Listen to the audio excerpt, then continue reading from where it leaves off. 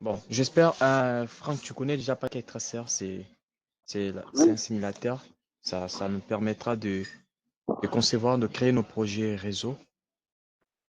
C'est les logiciels. Donc, si par exemple, je n'ai pas d'argent pour acheter les équipements réseau, ou bien je vais d'abord travailler pour m'exercer, travailler, faire des exercices, des pratiques, mes TP sur les réseaux. En ce moment-là, je peux utiliser Packet Tracer. Packet Tracer a tous les équipements Cisco possibles par rapport à des niveaux. Alors, je vais utiliser avec le même commande qui seront appliquées sur les équipements réels. Alors, sur ce, nous avons, bon, je passe rapidement parce qu'il y a la première vidéo qui a expliqué, qui a détaillé vraiment euh, tous ces composants-là. Ça, c'est mon espace de travail. C'est ici que je vais mettre mon projet, mettre mes équipements. Alors, je vais rapidement expliquer. Ça, c'est la famille des équipements réseau. Je dépose mon curseur ici. J'ai le Network Device. Donc, ce sont les périphériques réseau. Une fois cliqué, en ce moment-là, en bas, je vois toutes sortes de périphériques. Il y a les routeurs, je verrai les gammes des routeurs, les séries de routeurs. Il y a les commutateurs, les suites qui sont là. Il y a le hub et nous avons les périphériques sans fil et puis nous avons le périphérique de sécurité qui est les parfaits, qui sont les parfaits. Cisco, c'est parfait, ce sont des ASA. On les appelle des ASA, donc des ASA. Alors, deuxième partie 6, on a le périphérique final. Nous connaissons le périphérique final, ce sont des ordinateurs, des téléphones, des caméras, des imprimantes, tous ces qui sont des périphériques finaux. Alors maintenant, on a essayé un peu de regrouper ça par rapport dans le domaine d'utilisation. Quand je clique ici, je vois ici, j'ai du périphérique final, j'ai de PC, j'ai de... Bon, Franck, je serai obligé de couper ton micro.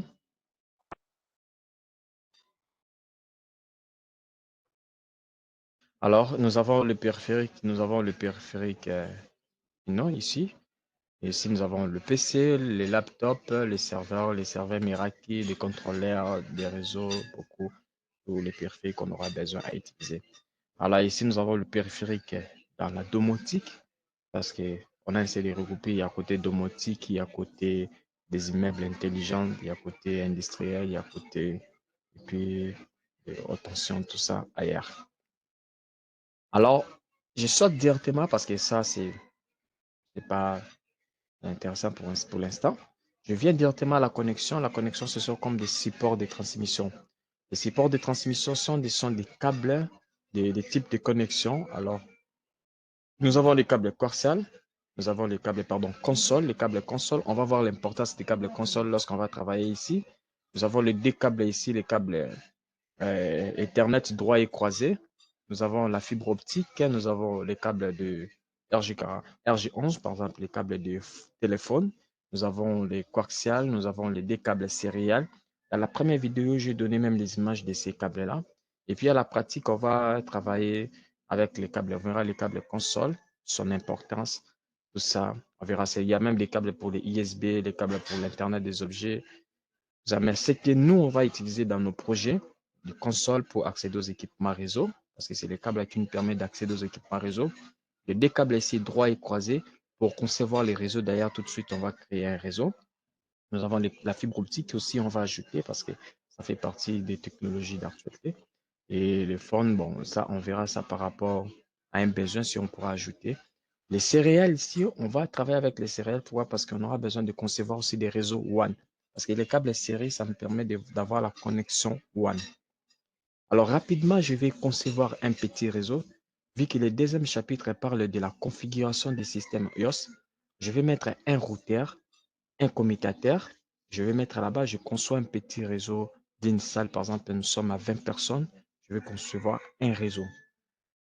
Alors, le besoin, c'est de quoi? C'est de concevoir un réseau avec 20 personnes. Par exemple, 20 ou moins de 200 personnes.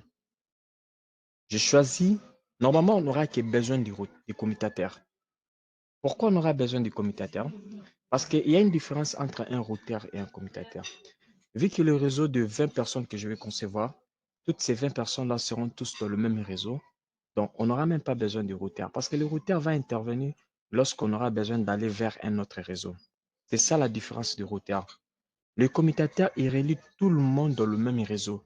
Donc, le commutateur fait la connexion. Donc, il peut prendre l'information du monsieur qui est dans le réseau A, l'envoyer à un autre monsieur qui est toujours dans le réseau A. C'est ce que fait le commutateur. Mais si, par exemple, maintenant, moi qui suis dans le réseau A, je vais communiquer avec une personne qui est dans le réseau B, à ce moment-là, maintenant, on aura besoin du routeur. Parce que c'est le routeur qui fait l'interconnexion. Le routeur qui fait l'interconnexion. Donc voilà, c'est ça la différence entre un routeur et un commutateur. Le commutateur relie les personnes dans le même réseau, il fait le partage des informations, mais le routeur, il fait l'interconnexion. Voilà pourquoi on dit une interface d'un routeur, c'est un réseau. Donc si par exemple nous avons, au minimum c'est un réseau. Si par exemple nous avons un routeur avec 4 interfaces, au minimum déjà ces routeurs-là peuvent avoir 4 réseaux. Je ne sais pas bien au minimum pourquoi, parce qu'à la longue on verra aussi des interfaces virtuelles. Mais ici, parlons d'abord des interfaces physiques. Si le commutateur, le routeur a 4 interfaces, donc d'office déjà, une interface doit appartenir à un réseau, une autre interface à un réseau, l'autre à un réseau, l'autre à un réseau. On aura 4 réseaux. On ne peut jamais avoir des interfaces de routeurs dans le même réseau. Non, non, non, ça n'existait pas. Mais tandis que le commutateur peut avoir même 50 interfaces, mais toutes ces interfaces-là appartiennent tous dans le même réseau. Pourquoi? On va parler de modèles OSI et différentes couches. On verra la première couche, deuxième couche, troisième couche. Le commutateur, il réfléchit jusqu'au niveau de la couche D, qui est la couche liaison de données. Mais tandis que le routeur, il arrive jusqu'à la couche 3. La couche 3, c'est la couche réseau. C'est là qu'on décide de quitter un réseau A, d'aller à un réseau B. C'est là qu'on décide d'aller vers des réseaux distants. C'est au niveau de cette couche-là que le routeur réfléchit. Mais tandis que le commutateur n'arrive même pas à réfléchir à ces niveaux-là. Voilà pourquoi le commutateur ne peut pas prendre une information de celui qui est dans un réseau A, l'envoyer au réseau B. Il ne sait même pas comment ça s'est fait. Lui, il réfléchit jusqu'à la couche 2 seulement. C'est ça un peu la différence entre un commutateur et un routeur. Maintenant, nous, au début, on va concevoir un réseau. J'ai pris les commutateurs. Le commutateur que j'ai pris, c'est le 2960. C'est ce qu'on va travailler pour notre cursus. Toute cette formation, on travaillera avec le commutateur 2960. Mais je peux dire aussi, il y a aussi des commutateurs qu'on appelle les multicouches. Ce sont des commutateurs qui peuvent fonctionner comme des routeurs. Donc, ils réfléchissent. Ces commutateurs-là, ils peuvent arriver jusqu'à la couche 3. On les appelle les commutateurs multicouches. Mais par défaut, un commutateur, que ce soit un commutateur multicouche ou bien un commutateur normal, par défaut, le commutateur réfléchit comme il réfléchit au niveau de la couche D.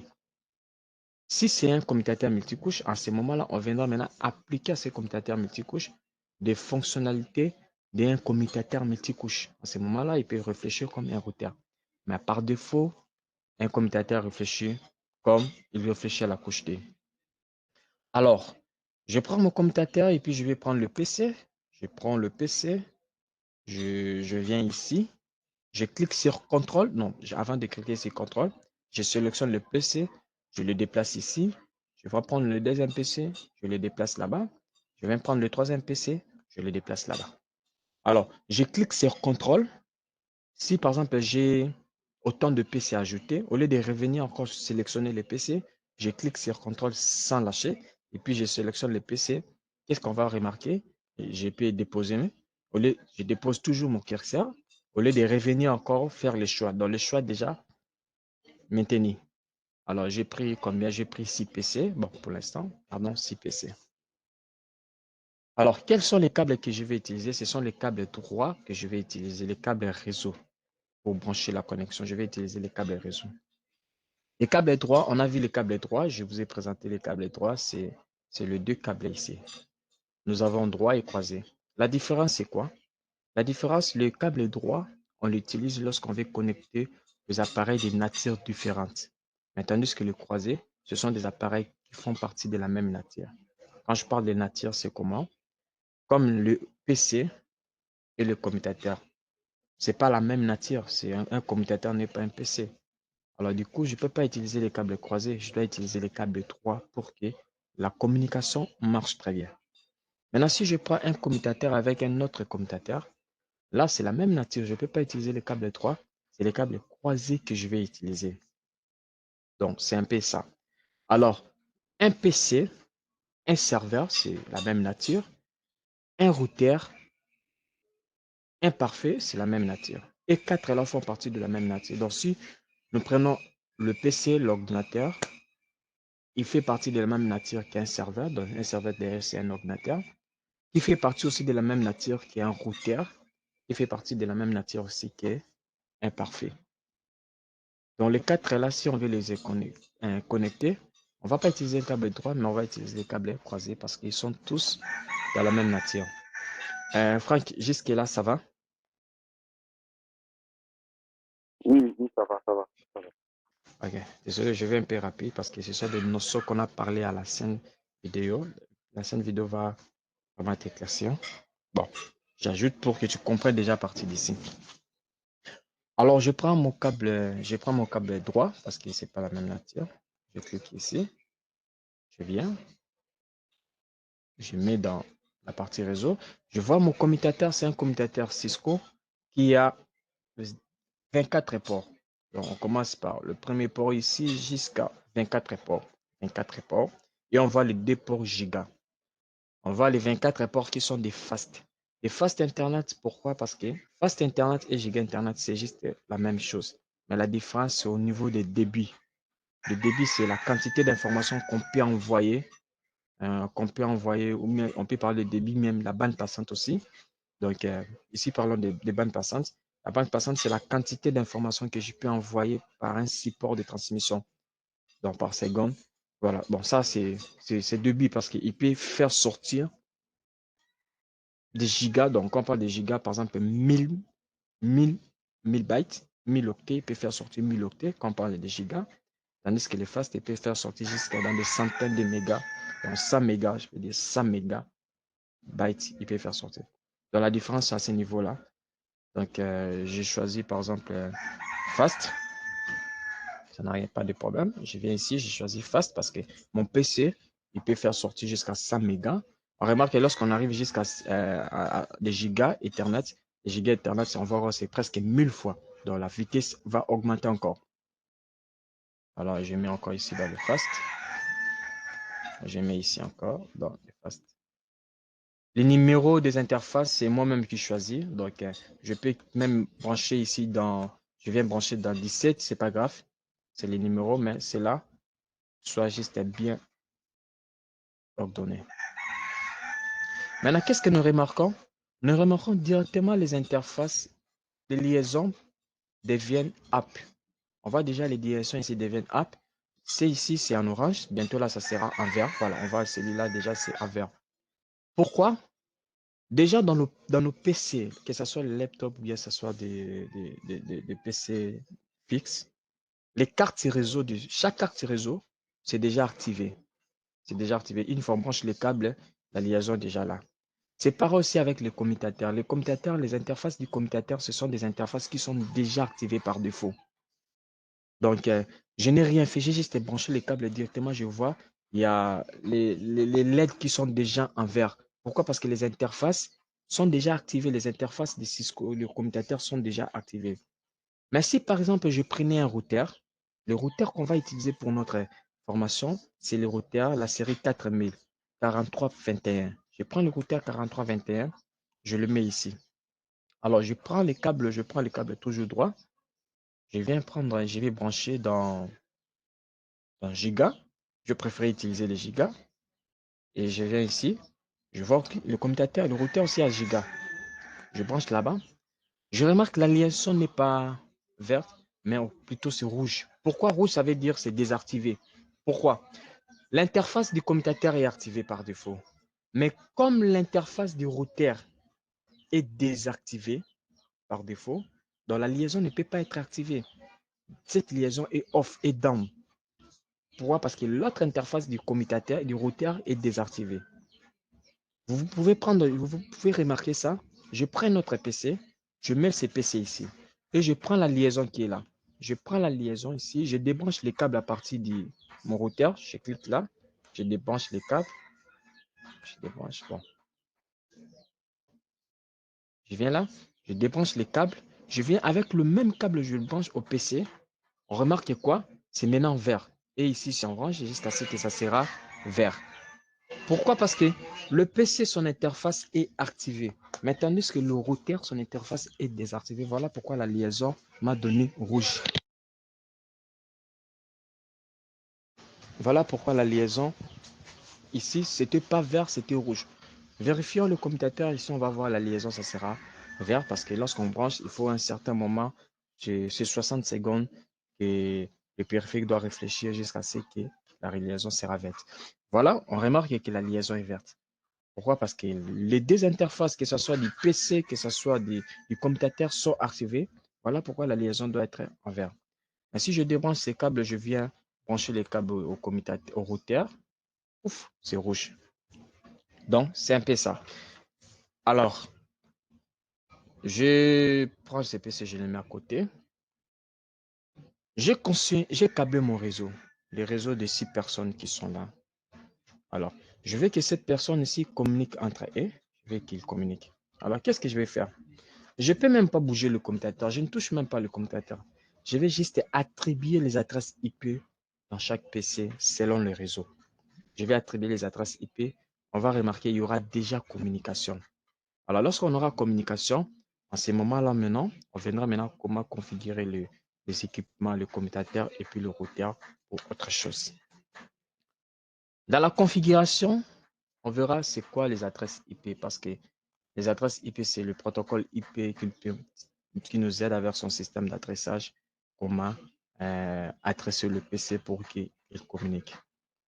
Je prends cette adresse ici, 192, 168.10.0, slash 24. Je le mets ici. Je le mets ici. Donc, ça veut dire quoi? Ça, c'est notre adresse réseau. J'ai choisi une adresse réseau. C'est moi qui ai fait ce choix-là. Vous pouvez choisir votre porte avec l'adresse réseau. Dans cette adresse réseau, on remarque que l'adresse IP, c'est une adresse qui est au format décimal binaire dans la machine, mais ça s'écrit en décimal. Alors, nous avons 4 octets séparés par deux points. Donc, quand je regarde ici, je vois le premier octet ici, qui est séparé par un point avec le deuxième octet. Nous avons le troisième octet, et puis nous avons le quatrième octet, ce qui donne 4 octets. Alors, un octet vaut 8 bits. Donc, quand on prend 4 octets, on aura 24 bits. Les slash 24, c'est le masque de sous-réseau. Pourquoi le masque de sous-réseau? Le masque de sous-réseau, c'est une adresse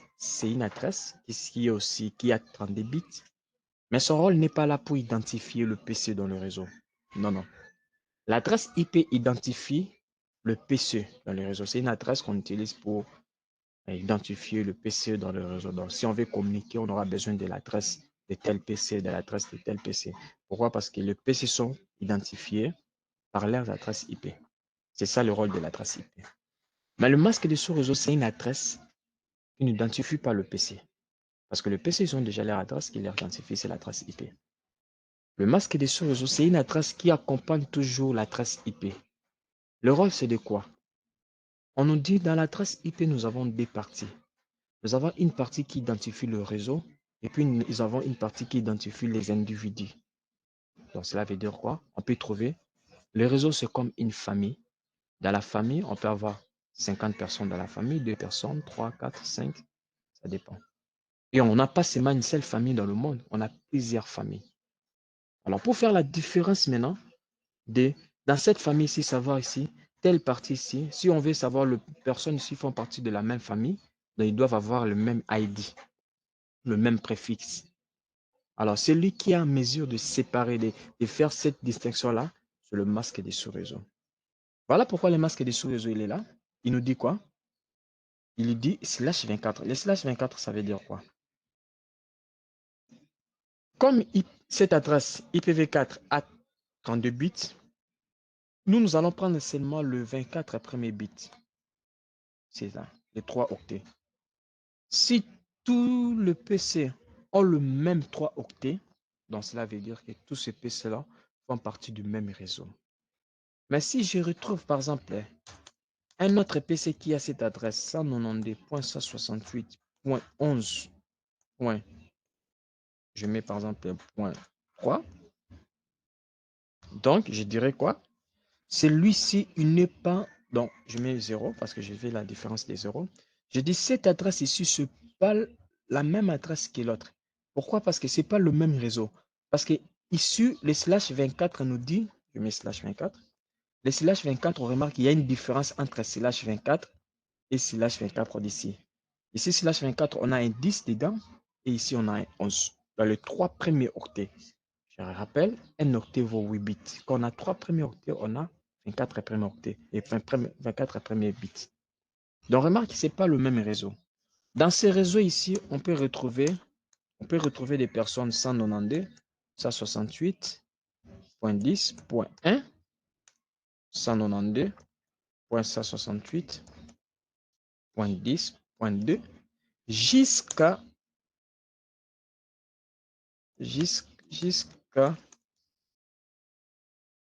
192.168.10.254. C'est jusque-là. Donc, à partir de 1, 2, 3, 4, 5, 6 jusqu'à 254, toutes ces personnes-là font partie du même réseau. Pourquoi j'ai dit qu'ils sont partis du même réseau? Parce qu'on voit les trois premiers octets, dont les 24 premiers bits sont identiques. C'est comme chez nous dans le nom. On a le nom, on a les postes et noms. Donc, quand je prends mon nom, c'est mon nom. Mais nous tous qui faisons partie de la même famille, on a les mêmes postes et noms. Je ne sais pas si c'est pareil chez vous là-bas. Chez nous, nous tous qui avons, nous faisons partie de la même famille, nous avons tous les mêmes postes et noms. Donc, quand on voit la famille est telle, donc on voit l'ID identique à tout le monde. Mais chaque individu peut avoir son propre nom, son propre nom peut ajouter, mais la partie réseau doit toujours rester intacte. Donc, c'est un peu ça ce que j'ai parlé. Ça, c'est l'adresse de la classe C. On va voir ça lorsqu'on parlera des adresses l'adresse IP, parce qu'il y a tous des chapitres qui parlent de l'adresse IP. Alors, nous, on va se servir de cette adresse ici. Comment attribuer l'adresse IP? Je viens, je clique ici dans CPC. C'est normal. Ça dépend du système d'exploitation. Si vous êtes dans Linux, partez dans la ligne de commande, vous attribuez l'adresse. Si vous êtes dans Windows, on va aller dans la partie conférence, on va aller dans gestionnaire des centres et partage réseau. Je vais à la carte réseau et puis j'ajoute l'adresse. Ça, c'est comme un paquet. Ça, c'est comme ces paquets traceurs. Je viens dans desktop. Je clique là. Et puis, je viens dans IP config. Donc, qu'est-ce que je fais? Je clique mon PC. C'était d'abord ici. Je refais. Je clique le PC. Et puis, je viens dans desktop. Puis, je viens dans IP configuration. À ce moment-là, je dis, je vais avoir les adresses statiques parce que c'est le système par défaut. Je mets 192.168.10.1. Il prend la première adresse et j'établis la place du masque de ce réseau. Vous voyez, ça me donne 255, 255, 255.0. Les 255, en réalité, c'est les slash 24. Parce que les slash 24, c'est la documentation. Ces slash 24 là, ça veut dire, si on regarde, 255, si on convertit 255 en binaire, on va voir, on aura 8 bits qui ne sont que des 1, 1, 1, 1, 1. Alors, si on convertit ces 255 encore, on verra encore 8 bits qui ne sont que des 1, 1, 1. Ça fait déjà 16. Si on convertit le troisième, 255 ici, on verra que c'est 8 bits qui ne sont que de 1, 1, 1. Alors, le total, ça va me donner 24 bits qui ne sont que de 1, 1, 1. Mais si on convertit ces 0 en binaire, on verra 8 bits qui ne sont que de 0, 0, 0. En ce moment-là, on verra 24 bits composés de 1, 1, 1 et puis 8 bits restants composés de 0, 0, 0. Rappelez-vous, je vous ai dit quoi? Le masque des sous-réseaux, c'est aussi une adresse qui a 32 bits. Maintenant, sur ces 32 bits-là, on remarque qu'il y a 24 premiers bits qui ne sont que de 1 et puis les 8 bits restants qui ne sont que de 0. Or, en informatique, lorsque nous avons 1, c'est vrai. Lorsque nous avons 0, c'est faux. Donc, le 1, ça veut dire accepter. 0, comme ça veut dire ignorer. Donc, le masque de ce réseau n'accepte que la partie réseau, ignore la partie haute. Voilà, c'est le rôle. Il a accepté le 24 premiers bits. Il vous dit, vous êtes tous des 1, 1, 1, donc je vous accepte tous. Et puis, il ignore la partie réseau. On va entrer en profondeur lorsqu'on parlera vraiment de l'adresse IP. Et on fera de convection. Il faut qu'on maîtrise ces systèmes-là, de binaires, décimales, hexadécimales. Il faut qu'on maîtrise ces systèmes. Alors, je ferme. Je viens dans le deuxième PC. Je mets là, desktop, puis configuration. Et puis, si je mets 192.168, je mets 10, puis je mets 2. Alors, je t'habille. Je vois directement. Le masque, c'est toujours pareil. Le masque, c'est toujours pareil.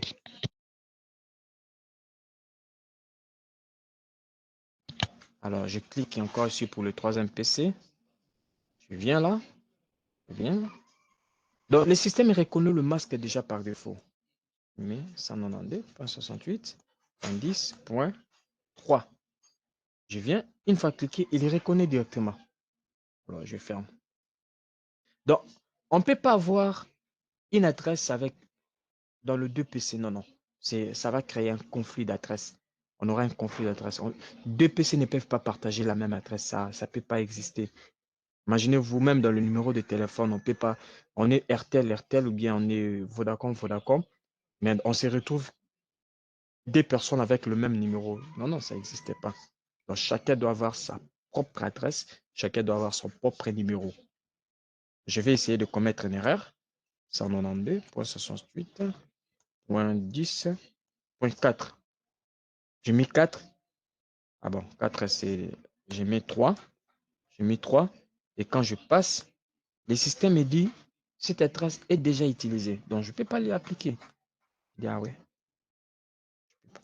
Maintenant, lorsqu'on va configurer un réseau normal avec les équipements, vous pouvez voir, vous remarquez, parce que ça, c'est pas qu'être tracé. Il a reconnu par son intelligence. Mais avec dans un réseau de production pareil, vous mettez ici la même adresse, vous mettez encore là-bas, ça va aller. Mais dans la communication, il y aura toujours des problèmes. Vous allez avoir des messages de conflit. Le PC va te dire, je me suis retrouvé avec une autre personne qui a la même adresse avec moi. Ça crée des conflits, ça crée. Or, quand il y a un conflit, on ne sait pas qui envoie les données. On ne sait pas qui envoie l'information. Je mets 4, je passe. Ici, je mets, c'est ça. Je mets 192.68.10.5. Je passe. Et ici, je mets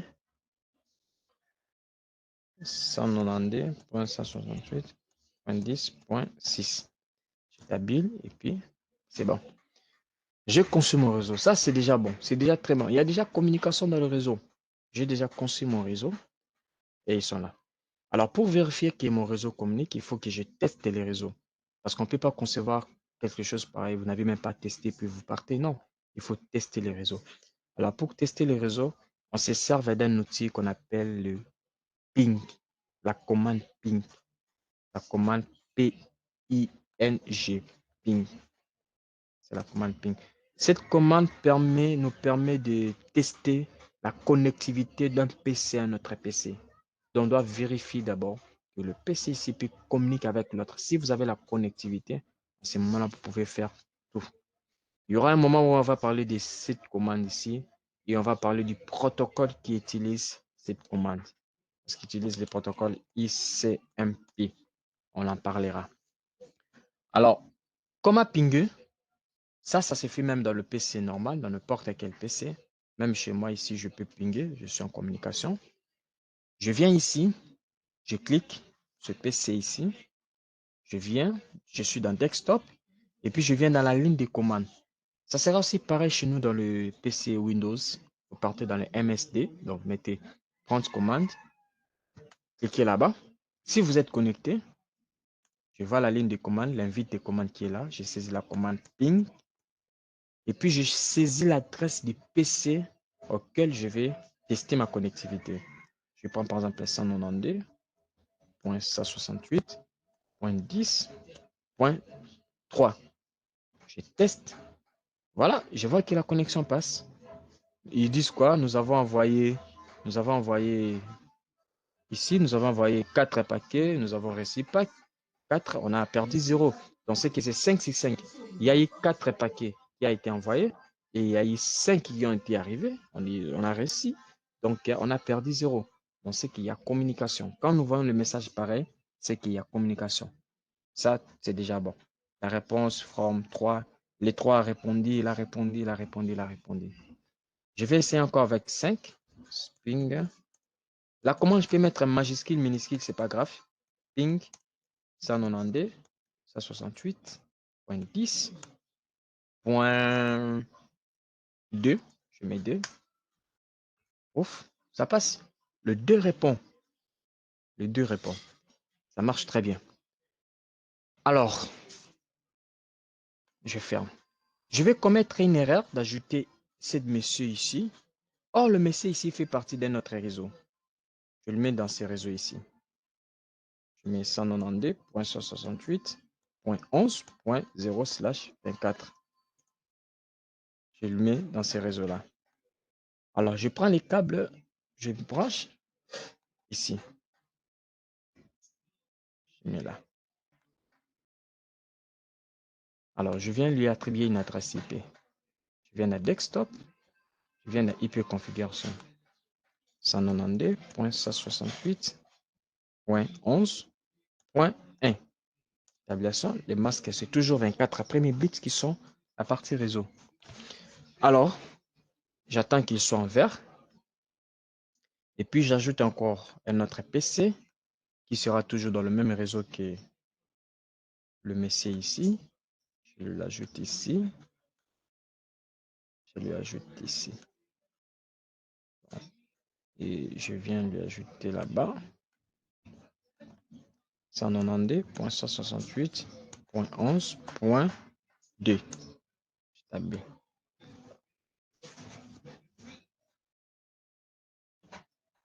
Alors, en attendant qu'il s'assoie en orange, comme ça, c'est paquet traceur dont on peut se permettre à beaucoup de choses virtuelles.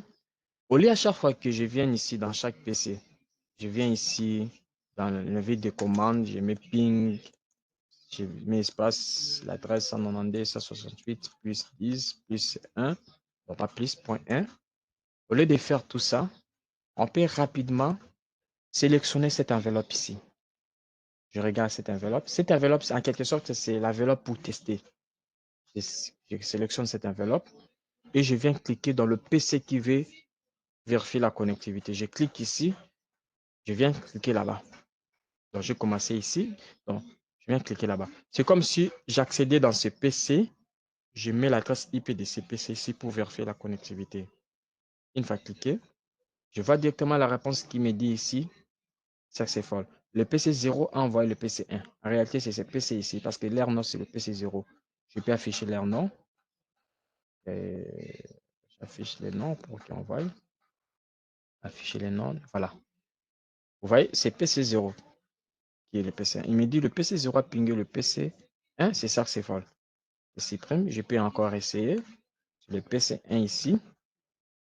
Je clique là. Il me dit le PC 1 pingé le PC 2. La connexion passe. Donc, c'est comme ça. Alors, essayons maintenant de pinguer les deux réseaux les deux PC qu'on vient d'ajouter. Le PC ici, il veut communiquer avec son ami. On voit que ça, c'est folle, ça passe.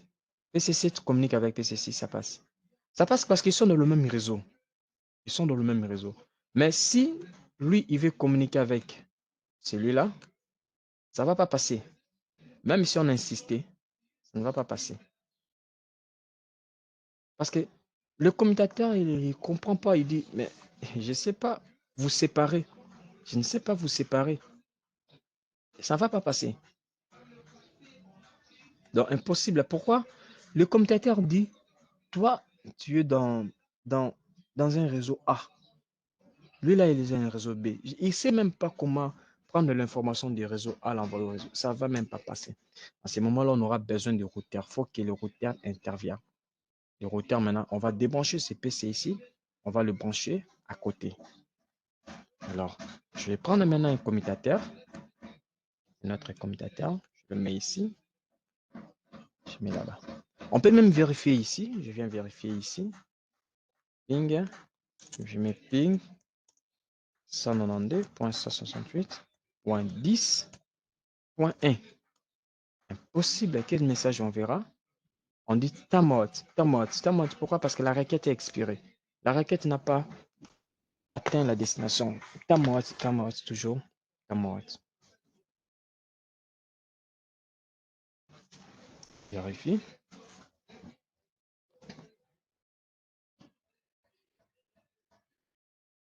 OK.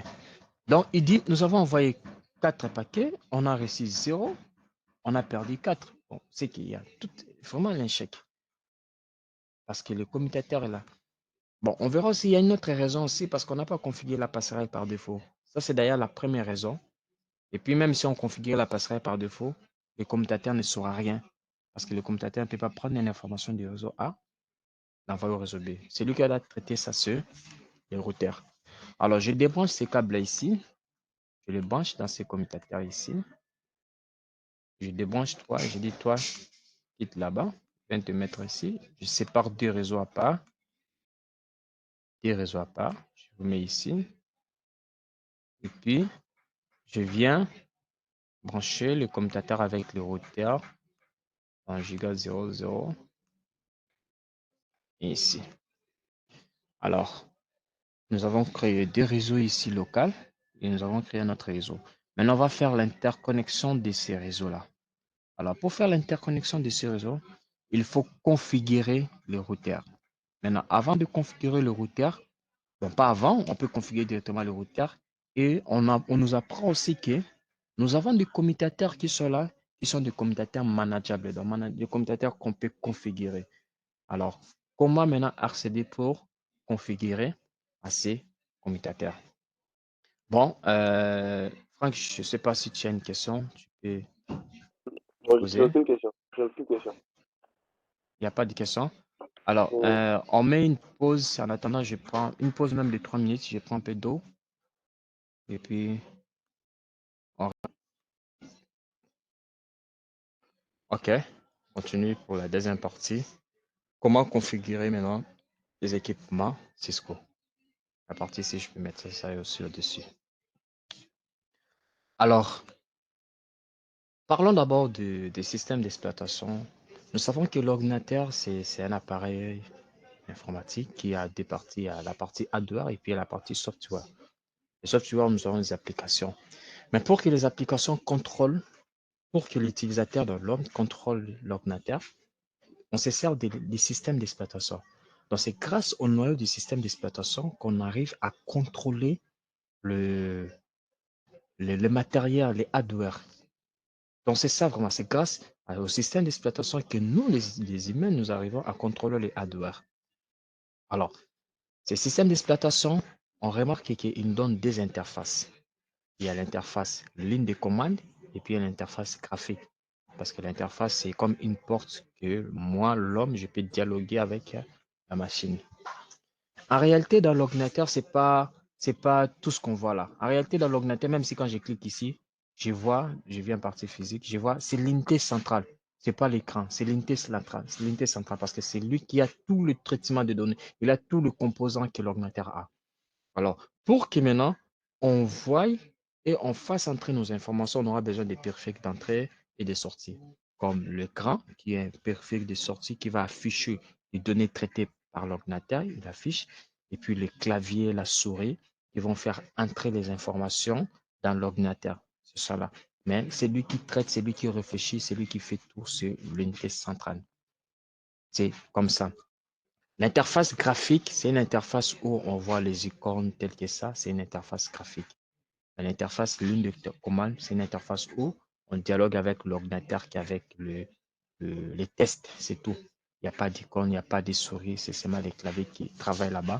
Et puis l'écran va afficher seulement les résultats, c'est tout. Alors, le périphérique Cisco aussi, ils ont leur système d'exploitation. Le système d'exploitation qu'on appelle les Cisco IES. Cisco IES. Et ces systèmes d'exploitation, Cisco IES, IES. Et ces systèmes d'exploitation nous donnent une interface qui n'est pas une interface graphique, mais en réalité, c'est une interface ligne de commande. Donc, cela veut dire qu'on n'aura que besoin d'un écran et d'un clavier pour configurer ces périphériques-là. Alors, on a essayé un peu de réfléchir. Ce sont déjà, il y a un système qui tourne ici, il y a un système qui tourne ici, il y a un système qui tourne là-bas. Alors, est-ce qu'à chaque fois, si on veut configurer, il faut qu'on se promène comme l'ordinateur, parce que les ordinateurs fixes, il y a les écrans à côté. Il faut que chaque appareil ici ait son écran et son clavier, et ici encore ait son écran, son clavier. Et non, non, non, non, c'est pas l'idée. Alors, qu'est-ce qu'on a fait? On a créé une possibilité où tu peux venir, donc si tu veux configurer cet appareil, tu peux venir avec ton ordinateur. Bon, souvent, c'est l'ordinateur portable parce que c'est avec le portable qu'on marche avec. On ne marche pas avec les ordinateurs fixes. Mais tu peux venir fixe, tu peux le faire aussi. Mais parlons de portable. Tu viens avec ton ordinateur portable. Je prends mon ordinateur portable. À ce moment-là, je vais brancher un câble, le câble qu'on appelle le câble console. Je branche un câble console à partir de chez moi ici jusqu'à l'appareil réseau. Alors, je vais installer une application qu'on appelle des applications d'éliminateurs. Ce sont des applications qui nous permettent d'accéder aux appareils réseau. Il y a Putty, il y a TerraTerm, il y a HyperTerminal, il y a Security. Ces applications-là vont m'aider maintenant à accéder à cet appareil réseau. Alors, l'appareil réseau ici, il va maintenant prendre mon écran et mon clavier. Donc, il va maintenant utiliser mon écran parce que lui, il a déjà les systèmes d'exploitation. Il reste seulement l'écran pour afficher et les claviers si je veux communiquer. Alors, qu'est-ce que je vais faire? Je vais me servir avec mon laptop. Je branche les câbles réseau. J'installe l'application ici qui est Putty. Ces applications-là, bon, on va beaucoup plus travailler avec Putty. Ils vont m'aider maintenant à accéder dans l'appareil, dans le système iOS du routeur. Alors, les câbles console, si je peux aller sur Internet, parler rapidement, vérifier les câbles console. Le câble console, je prends un câble console. On verra comment ça y est. Le câble console. Console. Voilà, je viens même dans les photos, c'est ça. Les câbles console, ce sont des câbles ici. On regarde ces câbles ici. Donc, c'est ces câbles ici où nous voyons, il y a une partie qui est RJ45 et une partie qui est RS232. Le RS232, voilà. Le RS232 ici, c'est comme le VGA, mais le VGA fermé. Ce n'est pas le VGA, mais c'est comme VGA. VGA, lui, il est mâle, mais lui, il est fermé. C'est la partie série ici qui sera connectée dans un PC. Donc, je vais prendre cette partie-ci, je le branche dans un PC. Et la partie RJ45 ici, je vais brancher dans l'appareil réseau. Parce que dans l'appareil réseau, on verra quelque part où on a écrit console. C'est là que je vais brancher. Mais actuellement, maintenant, nos PC n'ont plus ce port ici. Surtout avec le laptop, on n'a plus ces ports. Je peux me servir de l'adaptateur qui est là. Cet adaptateur, on montre l'adaptateur. Je prends l'adaptateur ici, je le branche ici. Et ici, me donne la sortie USB. Comme ça, dans le PC, je peux brancher les USB parce que actuellement, c'est les USB qui est, surtout avec les USB de type C. Alors, regardons encore ce câble ici. C'est lui qui nous donne aussi un autre câble USB type C. Voilà, c'est toujours le console. Voilà, il était où? Il est où? C'est lui-ci. Le USB. Non, non, ça c'est un autre type de. C'est toujours console. Celui-ci, c'est toujours console. Le ISB-C ISB ici va entrer toujours dans l'ordinateur. Et dans le routeur ou bien commutateur, on verra un câble pareil et console. On peut se servir aussi de ces câbles pareils, mais c'est pas beaucoup trop. C'est pas dans tout le commutateur, c'est pas dans tous les appareils réseau. C'est vraiment rare de trouver un appareil réseau avec ça. Mais ça existe et il y a des appareils qui ont ça. On a même chez nous, on a des commutateurs qui ont ces ports d'entrée ISB. Mais la plupart, on retrouve toujours les ports console avec RJ45. Donc, si vous avez par exemple votre commutateur ou bien routeur qui a ces ports ici, il ne peut pas manquer le port RJ45 de console. Il ne peut pas manquer ça. Alors, donc, c'est un peu ça, le câble console. Alors, je vais prendre mon câble console. Je vais le brancher ici. Je prends le câble console. Je branche ici. Ici, je branche dans RS232 parce que c'est le nom des câbles DB9 RS232. Je branche là-bas. Et puis, je viens ici, je branche dans console. Au-dessus, là-bas, on a écrit console. Donc, ces consoles, vous remarquez la forme de ce console, c'est presque pareil avec des faces Ethernet. Donc, c'est comme RJ45, mais c'est pour la connexion réseau. Je clique là. Je peux même afficher la partie physique de ces routeurs. Comme ça, on voit des commutateurs. Vous voyez le commutateur ici? Si je zoom, vous voyez la console, c'est console. Il est presque comme les câbles réseau, mais on a écrit console. Ce n'est pas pour les données de la communication réseau, mais c'est juste pour configurer l'appareil. Alors, je peux aussi prendre un autre câble, un autre PC. Bon, on va utiliser toujours le même laptop. Mais voyons-le sur le routeur ici. Je vérifie ce routeur. Je zoome. Vous voyez le routeur ici, les câbles console. Vous voyez le câble console, il a des câbles console. Il a la partie que je vous ai montré comme les RG, comme les V3, les câbles V3 là, c'est formé ici. Il a aussi un autre câble console qui est comme ça, qui est, qui est, bon, je peux dire, il a trois câbles console. Il a ses câbles console comme V3, il a notre console comme, donc pas 3D, pardon. Il a D et celui-ci qui est là, c'est pareil. Alors, une fois branché mon câble console, je clique dans le routeur PC, je viens dans l'application que j'ai installée, l'application Terminal. Je clique dans Terminal, je vais voir ces informations ici. On garde toujours les informations par défaut. Et puis, je clique sur OK. Directement, je suis à l'invite, à l'interface du commutateur. Tout ce que je vois ici, c'est le commutateur qui parle. C'est le message du commutateur. Mais comme le commutateur, il utilise un système iOS de Cisco qui ne donne que l'interface ligne de commande, donc on va écrire et voir. Il n'y aura pas des images, il n'y aura pas de quelque chose de souris, quoi. Non, non. Je mets c'est Enter. Vous remarquez, il y a ce mode ici qui m'accueille. Bon, je vais mettre celui-ci à côté. Il faut qu'on travaille entre le routeur et le commutateur. Alors, je viens prendre encore un deuxième PC. Je prends un deuxième laptop, je le mets ici. Je le mets ici. Voilà, on a console, vous avez le câble console USB. Moi, je mets dans console normale. Et puis, je mets ici dans RS. Voilà, ici, je démarre.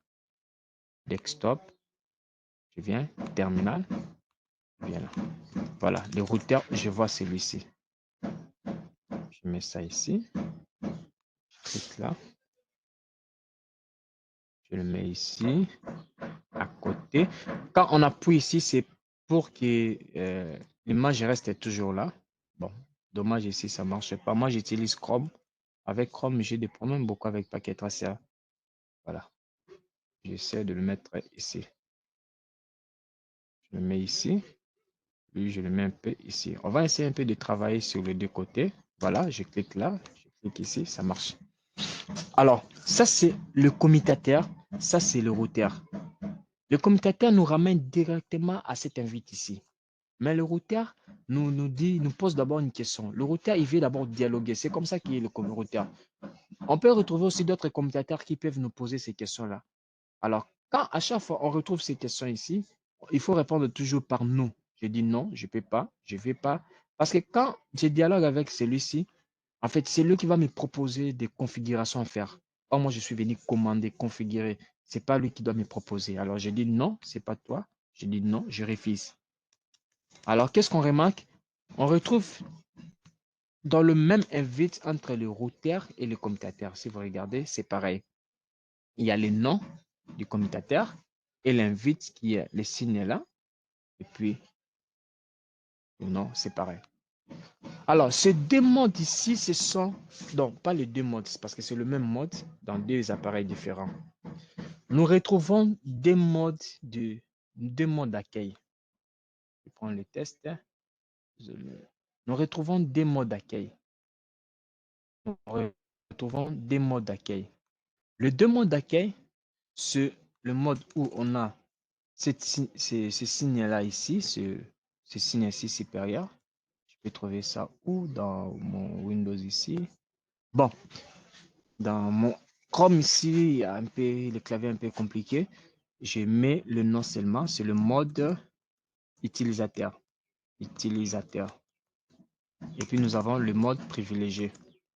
Le mode privilégié. Privilégié. Bon, parce comme ça. Privilégié. Le mode utilisateur, le mode utilisateur, le mode utilisateur, c'est un mode.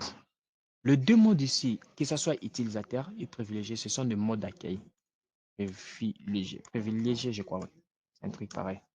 Privilégié. Ce sont les deux modes d'accueil. Donc, lorsqu'on démarre l'ordinateur, On vient dans un mode d'accueil qui est peut-être comme bureau, je peux dire. Ce sont des modes d'accueil, c'est un espace d'accueil. Mais à la différence, utilisateur, c'est comme le mode standard. C'est comme standard. C'est comme standard. C'est comme un compte standard. C'est un mode limité. Un mode limité qui n'a pas beaucoup de commandes. C'est vraiment un mode limité. Mais tandis que le mode privilégié, c'est un mode où on a le contrôle total de l'appareil. Je peux aller où je vais. Mais dans le mode utilisateur, c'est le mode où on ne peut pas aller où on veut. C'est un mode qui est limité. On ne peut pas faire tout ce qu'on veut. Alors, les deux modes, ce sont des modes d'accueil. Alors, comme moi, je suis ici dans le mode utilisateur, ici encore, je suis dans le mode utilisateur, donc je ne peux pas travailler dans le mode utilisateur. Il faut que j'aille dans le mode privilégié. Parce que le mode privilégié, je dois avoir le contrôle total pour configurer mon appareil. Alors, pour aller dans le mode privilégié, il y a une commande qu'on saisit, c'est la commande enable. Je mets ici, c'est la commande enable. Majuscule, minuscule, c'est pas grave, c'est facultatif. Enable. C'est la commande qui nous permet d'accéder dans le mode privilégié. Donc, quand je suis dans le mode utilisateur, c'est la commande qui me permet d'accéder dans le mode privilégié. Alors, je mets ici dans le route commutateur, je mets enable. Qu'est-ce que vous remarquez? L'invite change. J'ai maintenant le nom et puis l'hashtag avec les signes DST hashtag. Et ici encore dans le routeur, je vais mettre la même commande. On remarque, ça change. Si je vais quitter pour revenir dans le mode utilisateur, il suffit de mettre seulement disable. Disable. Je mets disable. Je reviens dans le mode utilisateur. Ici encore, je mets disable. Je reviens dans le mode utilisateur. Donc, disable, c'est pour revenir. Je vais envoyer la liste des commandes avec les explications parce que j'ai conçu une liste où j'ai mis les explications de chaque commande. Alors, si je dois revenir encore, je mets enable. Et ici, je mets encore enable. Enable. Mais si à partir d'ici, je mets exit, donc cela veut dire que je quitte la session, je me déconnecte de la session, je mets exit. Voilà, on me dit la session est déconnectée. Ici, je mets encore exit, la session est, je suis déconnecté. Alors, si je vais reconnecter encore, je branche les câbles et puis je mets, ici, je mets seulement Enter parce qu'il y a déjà les câbles branchés. Donc, je suis là. La commande, c'est enable. Alors, allons dans le mode privilégié parce qu'on ne va pas travailler dans le mode utilisateur. Je mets enable. Ici, je viens directement enable. Je suis là. Alors, on doit configurer, attribuer le nom, faire beaucoup de choses. Le routeur et le commutateur, on voit que c'est la même interface, les mêmes iOS. Je dois par exemple configurer. Nous savons dans Windows, si on veut configurer, il faut aller dans un mode qu'on appelle le panneau de configuration. Même s'il y a des raccourcis, mais le panneau de configuration a tous les outils pour configurer. Alors, chez nous ici, pour aller dans le mode de configuration, on appelle configuration globale. Il faut aller dans avec la commande configure, espace terminal. Dans la commande, je peux l'écrire. C'est configure terminal. C'est là espace terminal. Enter. C'est la commande qui nous permet d'accéder dans le mode de configuration globale. Donc, aller là où on doit configurer, dans le mode là où il y a. C'est comme si vous êtes à la maison, allez maintenant à la cuisine, là, on prépare. Donc, on va faire tout ce qu'on veut. Ici, je mets config. Vous voyez, le système me dit, je suis entré dans la configuration globale et on voit l'invite change. L'invite a même changé. Il y a maintenant config. Et je viens encore ici. Je saisis configure terminal. Enter. Et l'invite a changé. Donc, c'est comme ça. Alors, je suis dans la configuration globale. La première des choses, lorsqu'on accède, c'est qu'on veut attribuer un nom. Parce qu'on remarque que le système a un nom différent et un nom qui est le nom par défaut. Alors, on va attribuer le nom. La commande qui nous permet d'attribuer le nom, c'est la commande hostname, espace, et j'attribue le nom. Je vais mettre le nom AIC, je peux mettre n'importe. Bon, différents sons pour le routeur, mettons R1. Et pour le commutateur, mettons S1. Donc, c'est ça. Mais le nom sera attribué selon la politique de votre entreprise. Mais la commande, c'est hostname espace R1. Au maximum, on doit avoir 64 caractères de nom. Et puis, on ne doit pas avoir des espaces. Je mets R1 et puis je mets, par exemple, Cisco. Non, non. Je ne peux pas utiliser comme ça.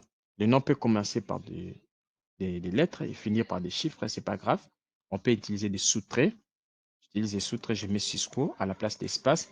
Et puis, je ne peux pas finir avec un point à la fin. Non, non. Le nom, ce n'est pas par rapport au caractère des critères de nom. Je viens ici, comme j'ai commencé au routeur, je viens au routeur, j'ai saisi. Il faut que je sois dans la configuration globale. Je ne peux pas saisir cette commande n'importe où. Je mets hostname, espace, je mets R1, j'essaye, espace, je mets Cisco. Ah, le système a dit invalide. Il a détecté, il y a un problème. C'est invalide.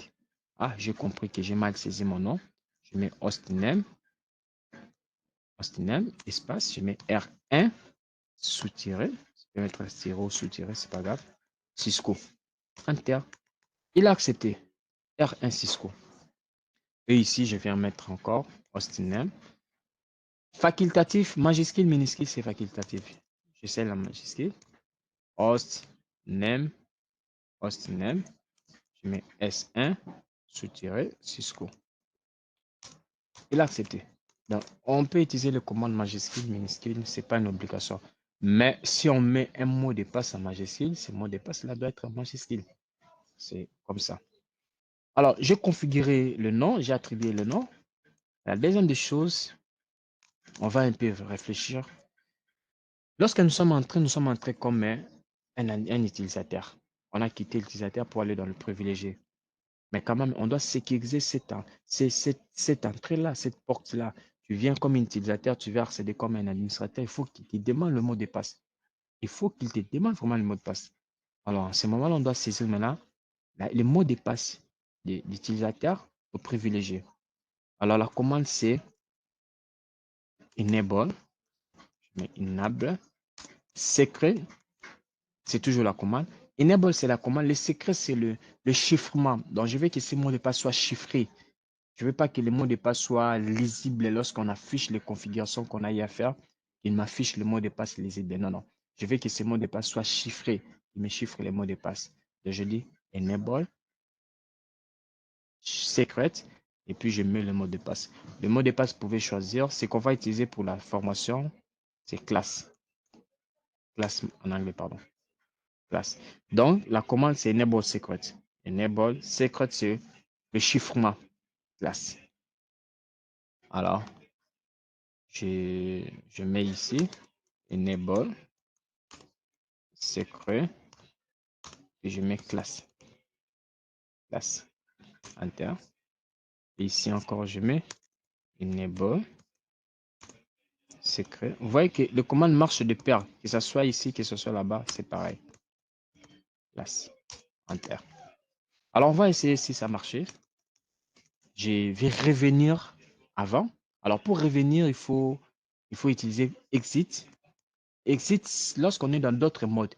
Mais lorsqu'on est dans le mode privilégié ou bien utilisateur, quand on met exit, on quitte la session. On ne revient pas dans le mode avant. Tel qu'ici, je suis dans la configuration globale, je mets exit, je reviens dans le mode privilégié. Mais si ici, je mets exit, c'est carrément je quitte la session. Si on veut quitter, on quitte. Mais si on ne veut pas, tel que moi, je vais aller dans utilisateur, je mets disable. Disable. Alors, je suis dans le mode utilisateur. Je vais aller dans le mode privilégié, je mets la commande enable, enter. Il me demande un mot de passe. Il m'oblige le mot de passe. Je mets enter, enter, enter. Il a dit mauvais mot de passe. Je mets encore enable. Il me demande un mot de passe. Alors, je vais mettre mon mot de passe. Quand j'écris mon mot de passe, vous allez voir, il n'y a rien qui va s'afficher là-bas. Même pas de petits points, points, points. Non. Parce que c'est une façon de protéger le mot de passe. Cisco, il n'a pas voulu, lorsque vous mettez votre mot de passe, qu'on reconnaisse même le nombre de caractères de votre mot de passe. Non, c'est pas bien. Voilà pourquoi j'ai saisi classe. Il n'y a rien qui ne s'affiche là-bas. C'est seulement moi et la machine qui connaissons que je suis en train de saisir le mot de passe. Je mets Enter. Voilà, il m'a fait passer. Et ici, je quitte, exit, disable. Il faut avoir toujours l'habitude de mettre beaucoup, d'appuyer sur Enter, Enter, Enter, Enter. Bon, moi, je suis habitué. Je vous conseille aussi de vous habituer à ça. Je mets Enable ici, Enter. Mais demande le mot de passe. Je mets classe. C'est bon. OK, je suis là. Retournons toujours dans le mode configuration globale. Je vais dans Configure, Terminal, Enter. Je suis là. Et ici encore, je vais Configure, Terminal, Enter. Alors, qu'est-ce qu'on peut faire? On a trouvé le nom, on a sécurisé. Je vais faire quoi? Bon, il y a beaucoup de choses. Je vais faire bannière, ça fait partie de configuration des bases. Je vais faire une barrière. Vous voyez, lorsqu'on va quelque part, avant d'entrer, il y a un message qui est affiché peut-être à la porte, que ce soit dans le bar, partout aux églises, même dans des zones où on ne peut pas entrer, on voit que la porte est ouverte, mais on dit zone interdite, accès est interdit. Accès interdit, accès interdit. Quelque part, on dit soyez les bienvenus. En fait, chez nous, on va parler ça des banners, messages of the day, ce sont des messages du jour. Ces messages-là n'ont rien à voir au fonctionnement du système. Mais c'est quand même des appareils réseau. Et cet appareil réseau-là, ces appareils-là ne doivent pas être accessibles à tout le monde. Alors, si quelqu'un veut violer, il veut accéder, il doit avoir un message qui doit être affiché là. Pourquoi ces messages? Ces messages-là, ça va nous aider. Lorsqu'on va attraper la personne, ça va être quelque chose qui va nous aider à nous justifier auprès de la justice. Il y avait un message qui était écrit là, mais le message sabotait le message et il est entré. Parce que quand on va quelque part, on dit accès est interdit. Même si la porte est ouverte, on ne peut pas entrer. Pourquoi? Parce que l'accès n'est pas autorisé. On dit par exemple accès interdit aux personnes si vous n'avez pas de carte. Et que moi, je me retrouve, je n'ai pas de carte, je ne peux pas entrer ici. Si j'accède, c'est comme une violation. Et quand on va m'attraper à la justice, je n'aurai rien à dire. Alors, nous aussi, on va faire ces messages-là, un message du jour, une barrière. On va mettre là. Comme ça, lorsque quelqu'un, je ne sais pas par quel moyen il voudra accéder ici, il voit le message qui sera affiché. Alors, le message qui sera affiché, on ne peut pas mettre un message de soins les bienvenus. Ce sont quand même les appareils réseau. Donc, on peut mettre déjà accès réservé ou bien accès interdit. Pour l'instant, d'abord, mais le message sera une étude de votre politique d'entreprise. Pour l'instant, on met accès interdit aux personnes non autorisées. On peut mettre ça. Alors, pour le faire, la commande, c'est banner, espace, MOTD, donc message of today, espace. Ça, c'est comme une commande. Je mets banner, espace, MOTD. Alors, je mets un caractère d'ouverture qui doit être le même caractère de fermeture de mon message. Avant d'écrire mon message, on me demande de mettre un caractère d'ouverture, n'importe en dehors de l'espace. Je peux mettre P majuscule, ou bien je mets D majuscule. Non, je mets, par exemple, je vais mettre ça. Je mets ça majuscule. Non, il y aura, je mets ça, parce qu'il y aura un point qui est là. Pas d'accès. J'ai pas voulu mettre les signes ici parce qu'il y a ici parce que dans ma phrase il y a ça. Or on dit il faut que le même caractère d'ouverture soit le même caractère de fermeture. Alors mon système croit que j'ai fini mon message ici. Si j'avais mis ça en premier. Pas d'accès aux inconnus. Aux inconnus. Et puis je ferme des points. Enter. Donc je viens le mettre ici. Banner. M2D. Message today. Voilà. Pas d'accès aux inconnus. Aux inconnus, je ferme. Et puis je mets Enter. Il accepte mon message. Ici encore, je le fais pareil. Banner. Banner. Message of today. Pas d'accès aux inconnus. Pas d'accès aux inconnus. Enter. Alors, on peut vérifier ça rapidement. Je viens exit.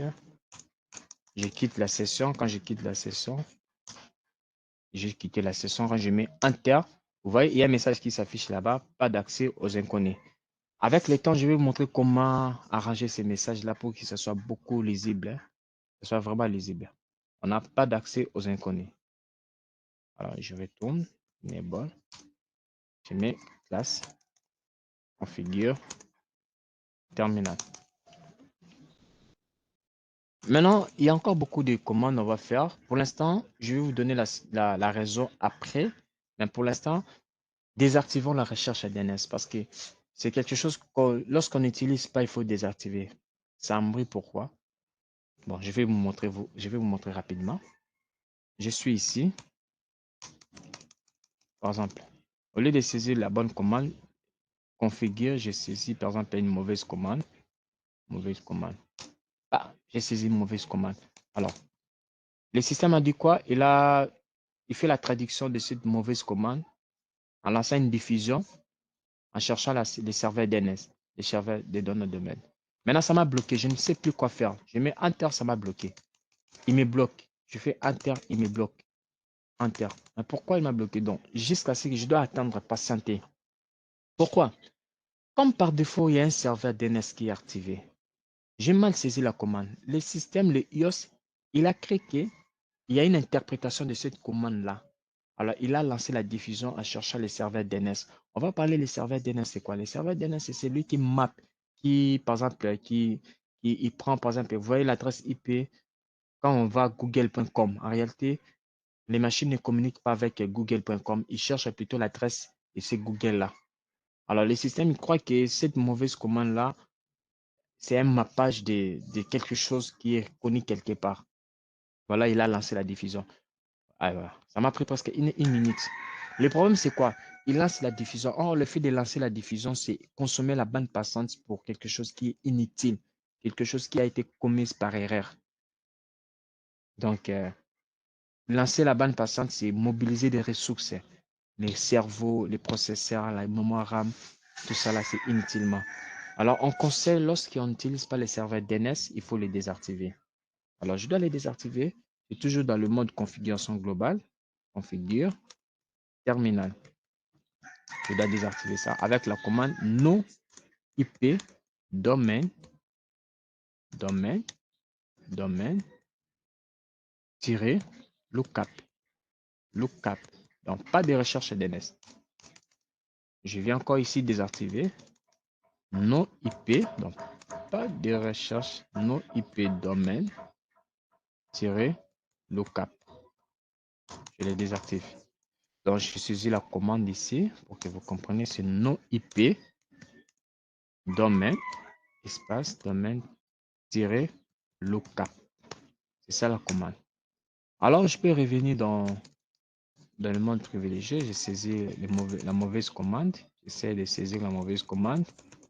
Pas, il dit, il a pas bloqué, il a bloqué. Donc, du coup, je peux travailler comme je vais. Cela, ça va nous aider aussi lorsqu'on va faire des pratiques des examens. Parce qu'avec l'examen pratique, c'est question beaucoup plus de temps. Alors, au lieu de perdre des minutes pareilles, on désactive la recherche DNS. Alors, regardons maintenant. On vient d'accéder dans l'appareil réseau. On a branché juste les câbles. On a accédé. Même si on a sécurisé la ligne utilisateur et privilégié, mais quelqu'un peut accéder, il vient d'un utilisateur, il a déjà l'accès dans les iOS. Il faut qu'on sécurise la ligne console. Parce que si quelqu'un branche le câble console, avant d'entrer même d'arriver dans l'utilisateur là, ou bien être privilégié, il faut que ça lui demande le mot de passe. Alors, on doit accéder dans cette ligne-là. Or, la ligne console là, on appelle c'est une ligne console, c'est un sous-mode. Donc, je suis dans le mode configuration globale. Je dois aller dans ces sous-modes-là. Le sous-mode en question là, c'est le sous-mode de LAN console. LAN console. Console. LAN console 0 parce qu'on n'a qu'une seule ligne console 0. Les 0, c'est le numéro. J'accède dans LAN console 0. Vous voyez, l'invite a changé. C'est maintenant config-live. Pourquoi? Il veut me signaler que je suis dans un sous-mode de LAN. Et ici encore, je viens, j'ai saisi line console 0. Enter. Je suis dans ce mode-là, sous mode. Alors, je dis applique-moi ce mot de passe. Je mets le mot de passe, password, word, espace. C'est la commande qui permet d'appliquer le mot de passe. La commande à partir de configuration globale, la commande ici, cette commande, ligne, donc console, c'est, j'ai choisi les numéros de la ligne. Bon, je n'ai pas choisi les numéros. Bon, c'est un numéro parce que on n'a qu'une seule ligne qui est 0. C'est line console 0. J'accède. On ne peut pas mettre 1. On met 1 lorsqu'il y a peut-être 2. Il y a 0 et 1. Mais nous, on n'a qu'une seule ligne. Donc, on commence par 0, c'est 0. C'est toujours 0, c'est toujours 0. Alors, j'accède ici. Je suis dans un sous-mode. Je mets la commande password. Cette commande qui permet d'attribuer le mot de passe. Je viens. Le mot de passe, on choisit, c'est Cisco minuscule. On met Cisco minuscule. C'est ce qu'on va beaucoup utiliser. Ici encore, je viens password. Cisco minuscule. Et je mets Enter. Enter. Le mot de passe est là. Je mets mon mot de passe. Alors, je ne peux pas m'arrêter là. Il faut que comme si activer le mot de passe. Je mets Cisco. Ils prennent sa charge. Je mets login. Login.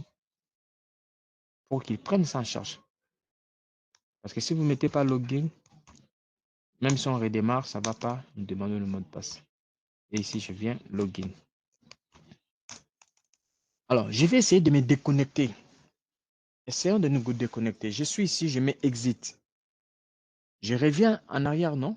Je viens parce qu'on se déconnecte à partir du mode privilégié. Je mets exit. Je suis dans le mode configuration globale. Je mets encore exit. Je suis dans le mode privilégié. Alors ici, maintenant, je peux me déconnecter. Je mets exit. Pouf. Je me suis déconnecté. Quand je mets enter, on remarque quoi? Il me demande le mot de passe, la vérification d'accès. Donc, avant d'entrer même dans le IOS, il me demande le mot de passe. Et il y a un message qui est là, pas d'accès aux inconnus. Voilà.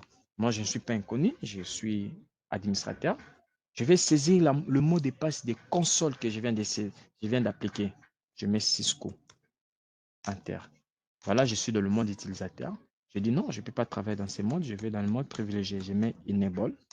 Je demande encore le mot de passe. Je dis le mot de passe, c'est classe. Et je suis là-bas. Là, je peux aller dans configuration globale pour continuer. Terminal. Alors, c'est pareil ici même dans le routeur parce que vous allez croire peut-être dans le routeur, ça ne va pas marcher. Je mets exit. Je mets encore exit. Et puis, je quitte la session. Exit. Ouf. Je me demande le mot de passe. Je mets Cisco. Enter. Enable. Enter. Je mets classe. Et je vais rapidement là-bas. Alors, on réfléchit encore, mais ça peut arriver à un certain moment où je suis en train de configurer dans console, je reçois un appel, l'appel me distrait un peu, je me déplace. Alors, je peux faire un timing où le système est resté toujours ouvert comme ça. Une autre personne peut passer derrière moi, il fait des configurations, il vole peut-être mes configurations. Alors, qu'est-ce qu'on va faire? On le voit déjà même avec nos téléphones. Les téléphones, déjà, par défaut, après un certain moment, ils se mettent en veille. Si tu veux ouvrir ça, il faut déverrouiller. Pourquoi? Parce que c'est un système de sécurité. Tu peux laisser ton téléphone là-bas, quelqu'un d'autre vient, il regarde, il voit tes messages, il lit. Pourquoi? Parce que tu n'as pas appliqué cette mesure de sécurité. Alors, on doit appliquer la mesure de sécurité en disant au système que si tu me vois, je suis en train de ne plus rien faire. Pendant ce temps ici, tu dois déconnecter les systèmes. Alors, les timings, ça dépend de vous, de votre entreprise, de toi, l'administrateur, de votre politique. Moi, je peux décider ici pour l'exemple, mais ça dépend de vous. Alors, pour appliquer ces timings-là, ça dépend par rapport à la ligne par laquelle vous y êtes. Si par exemple, moi, comme nous ici, on est dans la ligne console, on sait que je dois appliquer ces timings-là à la ligne console. Je dois revenir encore à la ligne console. Je viens à la ligne console 0. Je viens là et j'ai saisi la commande exit-tamot.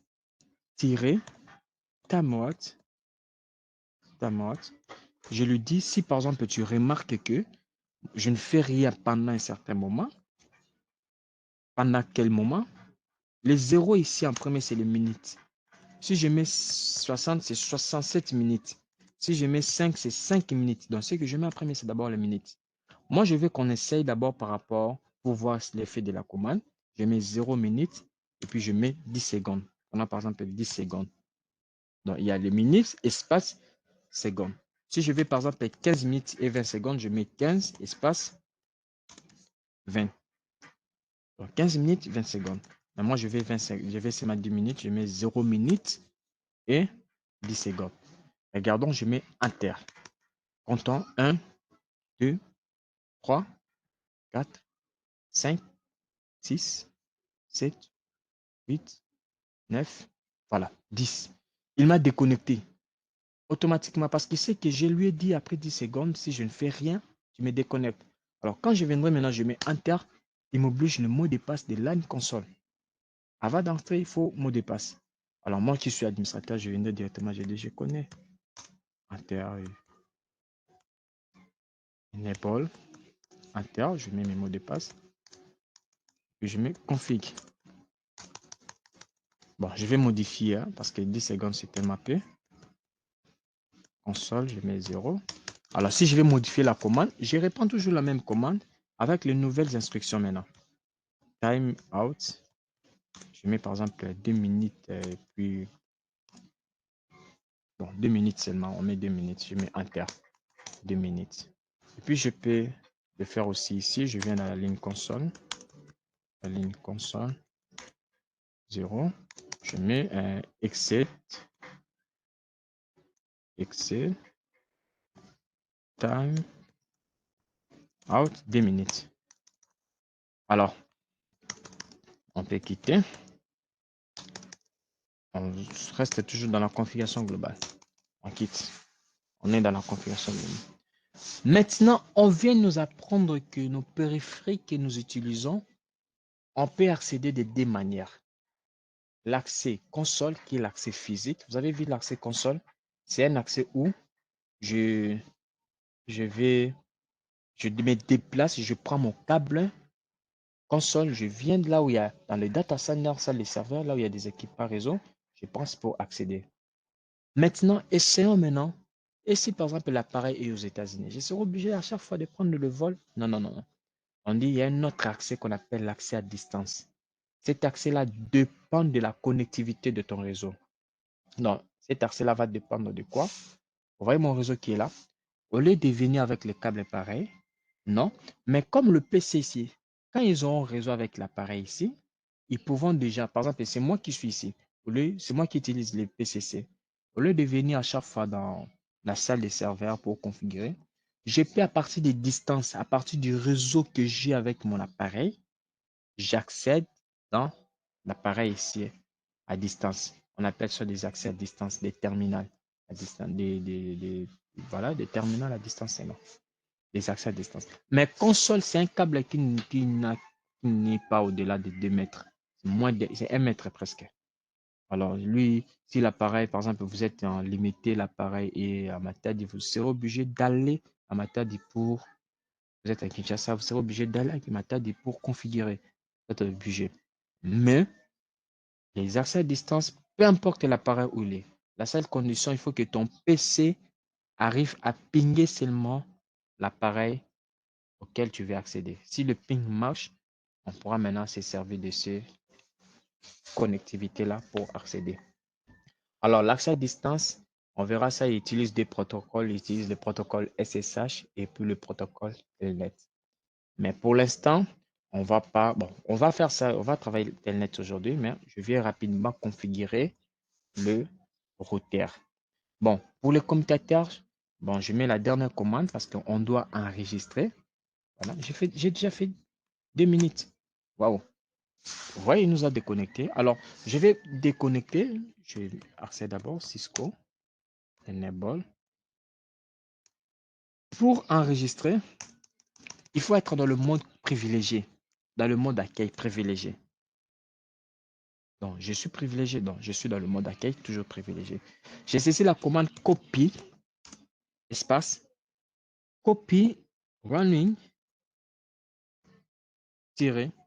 config, espace, startup, config. J'ai saisi cette commande, je mets Enter. Il me demande, tu veux la destination soit startup? J'ai dit yes. Startup, c'est la mémoire initiale. Donc, je dis, prends la configuration que je viens de faire ici, tu le mets dans la mémoire initiale. Or, les configurations que je viens de faire, ce sont des configurations de la mémoire en cours. Donc, c'est l'enregistrement. Si on vient enregistrer, on saisit cette commande. Dans le mode privilégié, je mets copie, warning, config, espace, startup, config. Et puis, yes. Donc, j'écris la commande dans le mode privilégié. Mais la commande, c'est copie, warning, je vous écris ça. C'est la commande qui nous permet d'enregistrer. Startup, non. Config. Non, config. Donc, c'est la commande qui permet d'enregistrer nos configurations. Nous connaissons pourquoi on doit enregistrer. C'est très important. Alors, je peux fermer pour le commutateur. Il y a beaucoup de commandes que je vais vous montrer, mais avec le temps, je ferme pour le commutateur, même le routeur, si je ferme ici. Alors, revenons dans notre projet. Nous devons maintenant configurer les réseaux pour assurer l'interconnexion d'ici jusqu'à là-bas. Alors, comment y arriver? On voit que les liaisons ici sont rouges et ici. Je viendrai dans ce routeur ici, configurer l'adresse IP parce que le routeur, c'est un peu fait de couches réseau. Alors, je viendrai dans son interface attribuer une adresse IP de ce réseau ici et je viendrai ici attribuer une autre adresse IP de ce réseau ici. Comme ça, les PC vont se servir, s'ils veulent aller dans un autre réseau, ils vont se servir de cette adresse IP-là. Alors, rapidement commencer, en venant, je vérifie le nom de cette interface. C'est quel type d'interface? Bon, je peux brancher. C'est une interface Giga 00. Donc, je dois accéder dans l'interface Giga 00. Je viens terminal, toujours. Entrée. Ma session est toujours activée, donc je n'ai pas fait 2 minutes. Je ne pas déconnecté. Je viens là. Je vais dans la configuration globale, parce que c'est là que je dois faire mes configurations. Terminal. Je suis là. Alors, je dois accéder à cette interface, parce que c'est par là que je dois attribuer l'adresse. Pour accéder à l'interface, la commande c'est interface, c'est seulement l'interface. Et je mets le nom de l'interface. Regardez le nom de l'interface, c'est Gigabit, Gigabit Ethernet. Alors, c'est trop long pour mettre tout ça là. Je mets seulement G, et je mets son numéro, c'est 000. C'est Gigabit. Les routeurs, c'est que c'est Gigabit, le numéro 000. Je mets Enter. Je suis dans l'interface. Ou si je quitte, je peux mettre interface Gigabit, mais Gigabit, c'est beaucoup à écrire. Hein? Gigabit, Ethernet, 000, Enter. Bon, je mets espace. Pardon, j'ai peut-être mal écrit. Interface. Ok. Ah ouais, Gigabit, j'ai oublié de mettre Gigabit. Gigabit. Ouais, c'est tellement long, donc. Ethernet. 0. Ah, voilà. Imaginez-vous, c'est trop long ça. On met ces magies et puis on passe, c'est tout. Gigabit Ethernet. Alors, pour attribuer l'adresse IP, la commande c'est IP, donc IP, adresse en anglais, espace, et je mets l'adresse IP. Or, je ne peux pas mettre l'adresse IP qui est utilisée. Ici, j'avais mis 1, 2, 3, 4, 5, 6, donc il va prendre 7e adresse. L'attribution des adresses, ça dépend de vous. Mais dans notre politique de secours ici, tous les Cisco, vous pouvez voir, on aura une politique que le routeur prenne la première adresse du réseau. Donc aujourd'hui, je lui ai donné une 7e adresse, mais à la longue, après CTP, vous allez me remarquer, le routeur, on va prendre toujours la première adresse du réseau. Adresse avec DD, voilà, adresse avec DD. C'est en anglais, adresse. Alors je mets l'adresse 192.168.10 parce que l'interface ici, il est dans le réseau 10. Et puis je mets 7. N'oubliez pas, on doit mettre les masques des sous-réseaux. Le masque des sous-réseaux, c'est 255. Vous avez vu ça même dans le PC, 255, 255.0. Puis c'est tout. Je mets Enter. Il a accepté. Alors, c'est pas fini. Il faut que j'active l'interface parce que par défaut, l'interface est désactivée. Je mets No Shutdown. Dans le No Shutdown, c'est pas de désactivation. Shutdown, c'est désactivé. Donc, je n'ai pas de désactivation. Je mets Enter. Vous voyez le message qui affiche. Il dit que l'interface, il me donne le nom de l'interface. Ça change to App. Hein, il change maintenant to App, to App. Je mets Enter.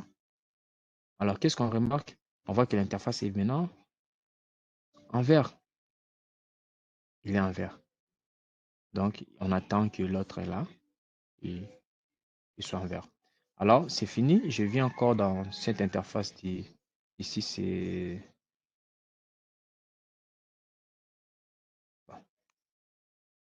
là. On vient dans l'autre interface ici des Giga 001. J'ai fini avec l'autre interface. Je quitte cette interface et puis je vais dans cette interface ici. Je vais dans cette interface ici. L'interface ici pour attribuer l'adresse réseau de l'adresse IP de ces réseaux ici. Lui, il a pris 1, 2, lui va prendre 3. Interface G, c'est 0001. IP, voilà. Je mets IP adresse 192.68.11. Il a 3. 265.265.265.0. Enter. Et puis, je mets no shutdown. J'active l'interface. Et puis, c'est bon. L'interface est down. Donc, je vais prendre l'enveloppe ici. Je prends l'enveloppe ici. Il ping son routeur. Ça passe. Lui, on attend que ça soit un peu en vert. Je peux déjà cliquer ici.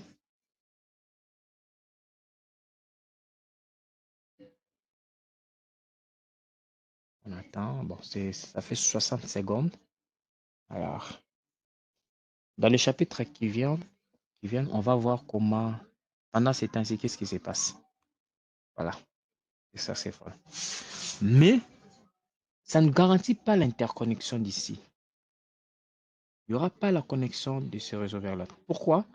Nous avons mis les routeurs, mais il faut qu'on signale dans tous les PC l'existence de les routeurs parce que le routeur, c'est la passerelle par défaut, c'est les gateways. Il faut qu'on ait un signal que si vous voulez aller vers un autre réseau, voilà la passerelle que vous devez passer. Donc, c'est comme si je vais traverser la rivière.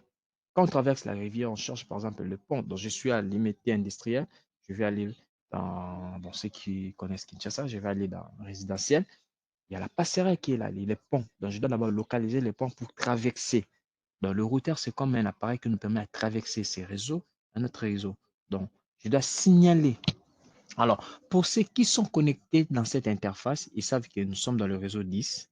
Alors, ils auront, je viens dans la configuration IP, je viens dans le gateway, attribuer l'adresse du routeur qui est 192.168.10.7. Donc, c'est l'adresse qui sera attribuée dans tout le PC.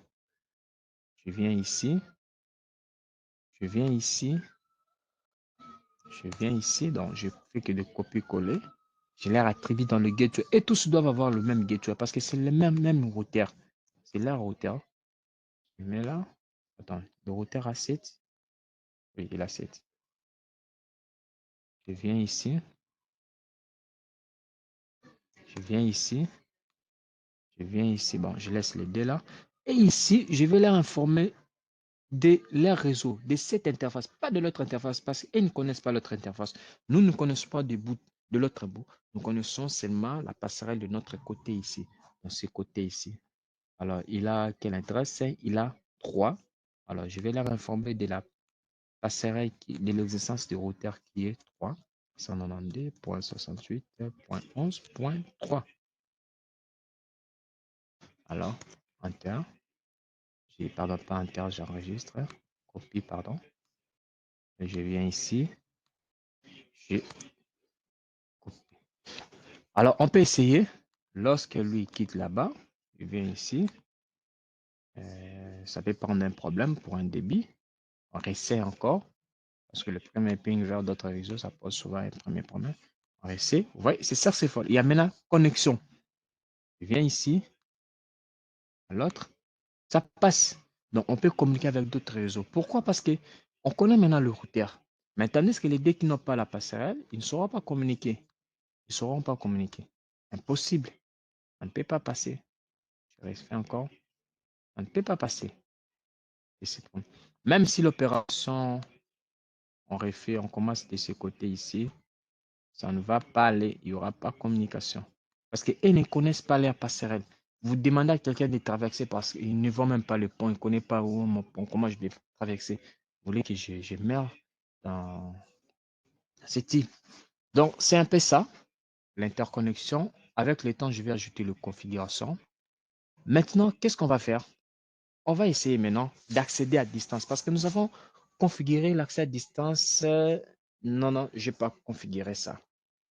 Alors, on nous a dit qu'on peut accéder physiquement. Il nous reste 18 minutes. On finisse pour l'accès à distance. On nous a dit que nous pouvons accéder dans les consoles. Mais si on a fini, mais moi je suis ici, quand il y aura un problème, il faut ajouter une configuration. Donc je dois quitter, je prends mon laptop, je viens encore ici. Pourquoi ne pas me servir de ces réseaux ici seulement? Pour là où je suis, j'accède seulement à l'appareil. Alors j'en profite maintenant. Je viens dans le routeur. Ça s'est fait aussi dans le commutateur aussi, parce que le commutateur, on peut les gérer à distance aussi, on peut les gérer localement. Je viens dans le routeur Cisco. Je vais maintenant aller dans le ligne VTI. Pas dans le ligne console, mais dans le ligne VTI. Oh, pour aller dans le ligne, il faut toujours passer par terminal, configuration terminal. Je viens maintenant dans le line VTY. Ça, c'est une ligne. Alors, je peux mettre la ligne 0, ou bien je décide de ligne 0 à 4, à 5. Ça dépend par rapport au système d'exploitation et puis ça dépend par rapport à votre appareil. Donc, quand je prends du 0 espace 4, donc cela veut dire que j'accède à 5 lignes. Donc, je donne à cet appareil d'avoir 5 lignes parce que ce sont des lignes virtuelles. Ce n'est pas des lignes physiques, donc ça dépend de votre système. 5 personnes peuvent accéder au même moment, ce n'est pas grave. Parce qu'il y a des administrateurs niveau 4, niveau 3, niveau 6, niveau... Alors, chacun a ses autorisations. J'accède dans la solution, vous remarquez. Et puis, j'ai saisi la commande password. C'est toujours pareil comme l'autre, mais sauf que là, c'est virtuel. Pour différencier, je mets Cisco 1, 2, 3, 4. Donc, password, Cisco 1, 2, 3, 4. Et je mets login aussi pour qu'il prenne la charge. Ici encore, je peux mettre exit. Pourquoi? Parce que je peux accéder à la ligne virtuelle, à la ligne distante. Alors, on peut m'appeler aussi. La commande exit mode que j'avais appliquée dans la console ne va pas influencer la partie ici. Lui va s'appliquer seulement lorsqu'on accède via la console. Mais ici, c'est pour les personnes qui vont accéder à distance. Donc, eux aussi doivent avoir une instruction que lorsqu'ils ne font rien pendant un moment, le système doit être déconnecté. Je mets par exemple 50 secondes. Non, je mets 30 secondes pour qu'on sache. Ça, c'est 30 minutes. Je mets 0 et 30 secondes. Enter. C'est fini. La configuration de la ligne console, c'est fini. Dans l'autre vidéo, on verra comment utiliser maintenant dans le commutateur. Parce que ça va obliger que le commutateur ait une adresse IP. Alors, on va expliquer. Maintenant, regardez. Moi, je viens dans le PC. Je peux couper même ces câbles ici. J'ai attribué l'adresse IP. J'ai attribué l'adresse IP. Je mets comme ça. Je supprime. Je dis c'est fini. Vous partez. Vous partez. C'est fini. On a conçu le réseau. J'informe à l'administrateur au niveau plus haut que le réseau a été conçu. L'accès à distance a été conçu. Maintenant, on m'appelle, moi qui suis ici, on m'appelle, non, il faut que je voie quelque chose dans ce routeur. Alors, j'avais déjà créé un accès à distance. Je viens seulement ici, à l'invite des commandes. C'est plus dans l'interface, dans l'application. On peut travailler sur dans l'application, mais on peut le faire aussi à l'invite des commandes. Alors, les accès à distance, on utilise des protocoles. Il y a le protocole Telnet et puis le protocole SSH. Les Telnet, c'est un protocole de transfert. Toujours, il fait les mêmes choses, pas des transferts pour l'accès à distance, mais il transfère les données en test éclair. Tandis que les SSH, ils transfèrent les données en sécurisant, en chiffrant les données. Parce que ces données-là de l'administration, regardez, je vais accéder pour prendre le contrôle, donc configurer. Donc, ça veut dire que toutes les données en tant qu'administrateur vont passer via ces commutateurs. Alors, si c'est sur Internet, c'est tout le monde sur Internet peut voir mes données. Tout le monde, parce que l'Internet, c'est un réseau public. Et SSH me garantit le chiffrement. Mais le Telnet ne garantit pas le chiffrement. Voilà pourquoi lorsque vous travaillez dans l'entreprise, il faut éviter de travailler avec les protocoles Telnet. Mais pour l'instant, on n'a activé que le SSH. Le fait d'activer déjà, d'attribuer le nom, il y a déjà le Telnet qui est déjà activé. Mais plus loin, on va voir comment travailler avec les SSH. Je viens dans l'invite, je saisis seulement le nom Telnet, c'est la commande, espace, et puis je mets l'adresse IP. L'adresse IP, c'est 192. L'adresse IP de qui? De mon routeur. 192, 10 et puis 7. Enter. Vous voyez, il m'ouvre accès. Il me demande le mot de passe. Le mot de passe, c'était Cisco 1, 2, 3, 4. Cisco 1, 2, 3, 4. Pouf, je suis là. Puis je mets enable. Pouf, je suis là. Place. Donc, vous voyez, à distance, je peux accéder déjà. Alors, je vous demande CTP, vous devez faire ça, refaire ça. Travailler encore, travailler encore, travailler. Donc, tout le monde peut accéder. Et je viens là, je quitte. Même celui-ci aussi peut accéder parce qu'il a la connexion. Non, non, pas ici. Il vient dans le vide de commande. Il met telnet. Telnet, il met 192.168.10.7. Enter. Mot de passe Cisco. 1, 2, 3, 4. Cisco. 1, 2, 3, 4. Voilà, il est là. Il est bon. Classe. Donc, on est là. Je quitte. Même ceux d'ici, ils peuvent accéder. Vide de commande. Telnet. Ils peuvent mettre même leur adresse ou même l'adresse du routeur qui est ici, le 7 ou bien le 3. Parce qu'il y a maintenant l'interconnexion. Cisco 1, 2, 3, 4. Enable. Classe. Je quitte. Je mets telnet 192.168.11.3. C'est pas grave. On accède, c'est bon. 1, 2, 3, 4.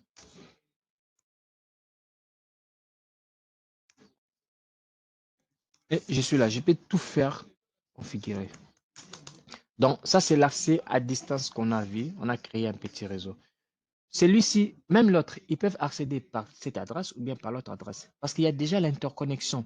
Ils savent déjà, il y a déjà l'interconnexion, ce n'est pas un problème. Donc, qu'est-ce que nous avons vu? Nous avons créé des réseaux, passant par le routeur, et puis on a vu la configuration des systèmes iOS. On a vu quelques configurations de base parce qu'il y a d'autres commandes qu'on va encore ajouter. À la prochaine vidéo, je viendrai comment attribuer l'adresse IP dans le commutateur. Pendant que le commutateur, on ne peut pas attribuer l'adresse IP et comment accéder. On verra aussi d'autres commandes parce qu'il faut comprendre ça et puis on verra les explications selon autre chose. Alors, je ne sais pas, Franck, si tu as une question, je mets